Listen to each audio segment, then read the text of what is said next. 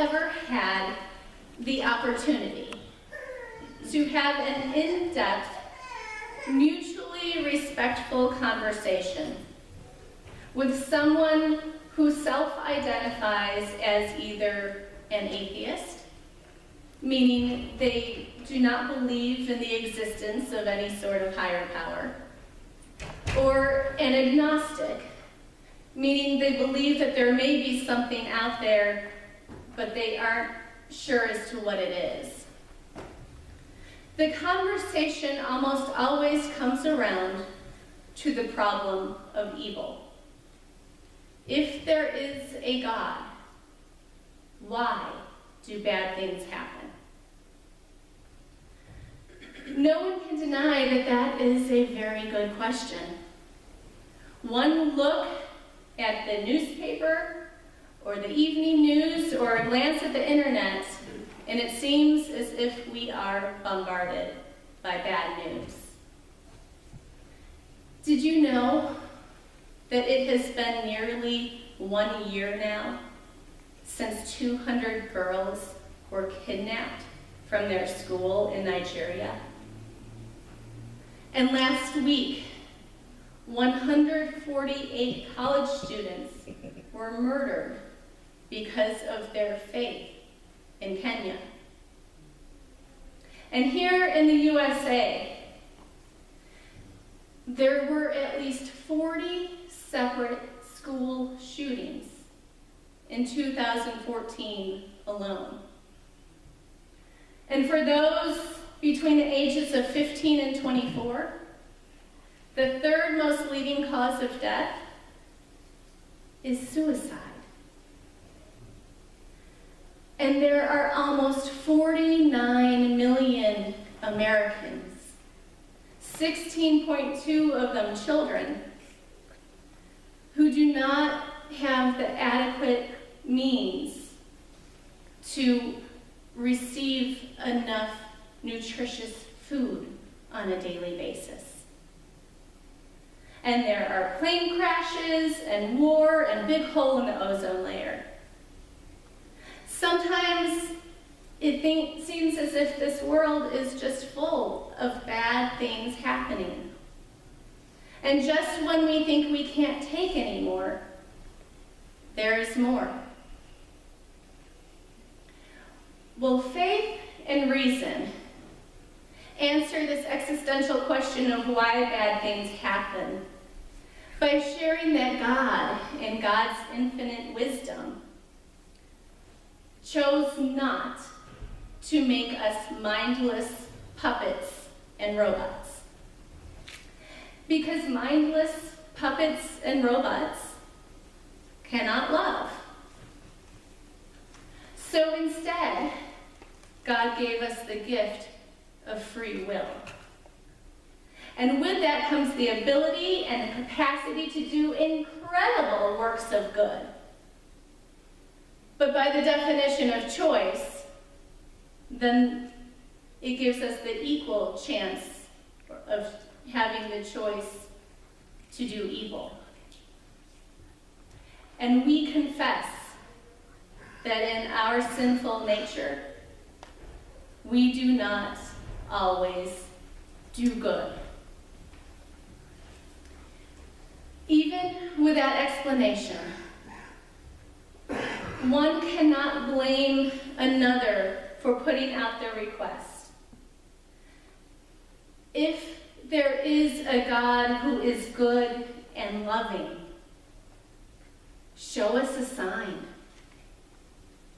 Show us a sign that when we walk through the darkest valleys of illness, depression, pain, grief, abuse, and injustice, that there is a God who has felt our pain.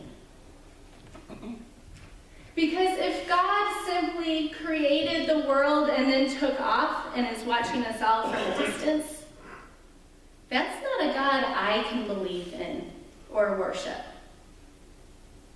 Even if God sent God's Son, who taught us about love and then was crucified, died, buried, and rose again on the third day, but looked good as new, as if nothing had happened, that wouldn't be good enough either. I need to believe in a Jesus who, when he was resurrected, returned, still with wounds. Show me a Jesus with scars. Show me a Jesus who defeated death, but still bears the marks of the nails and the spear that pierced him. And then I can bow down and cry out, "My Lord and my God." That is the God who I can worship. And that is what Thomas, the confessor, I call him that because he was the only of the disciples who, upon seeing the risen Christ, confessed his faith.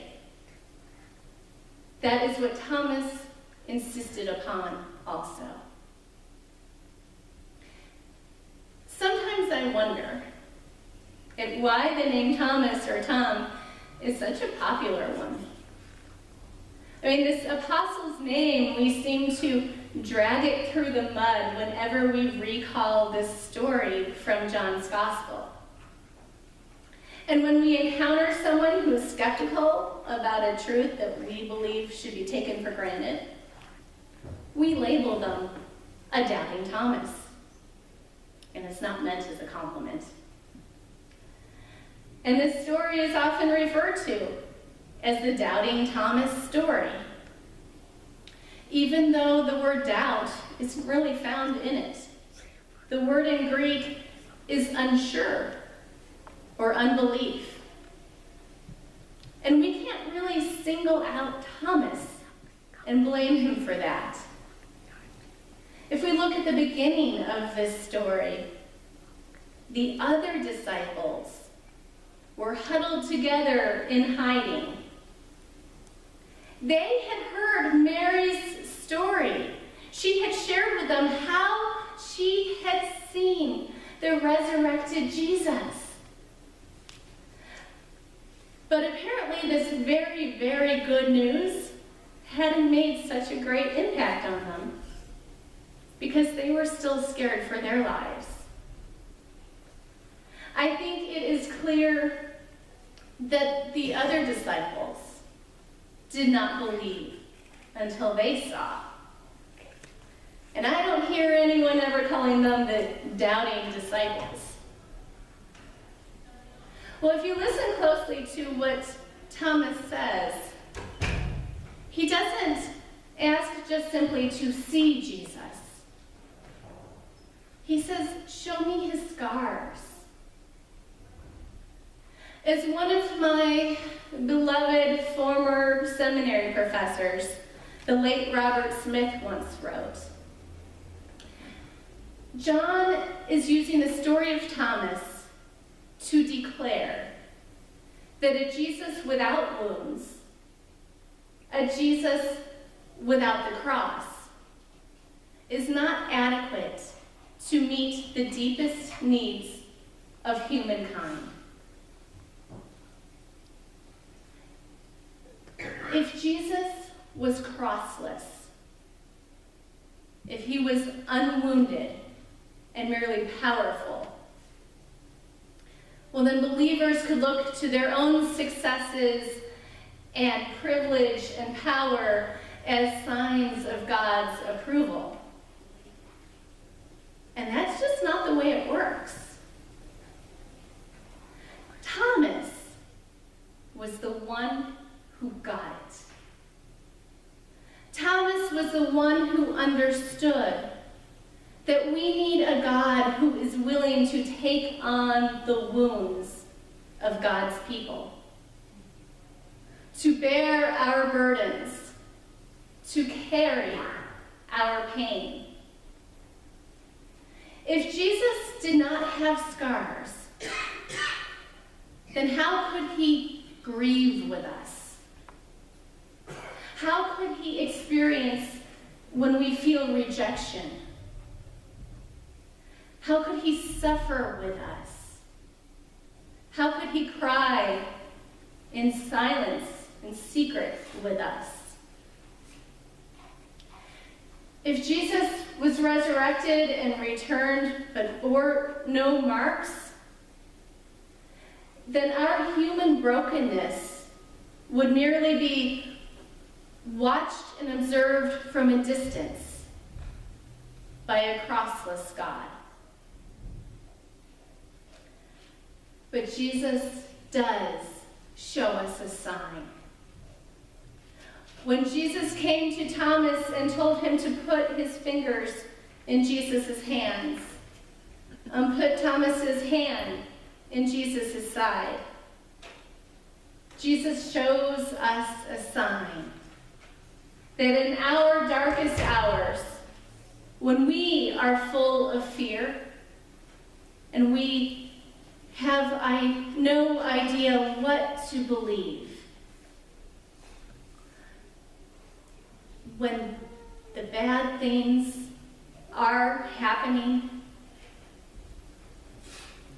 Jesus comes to us and takes on our wounds and brings us peace.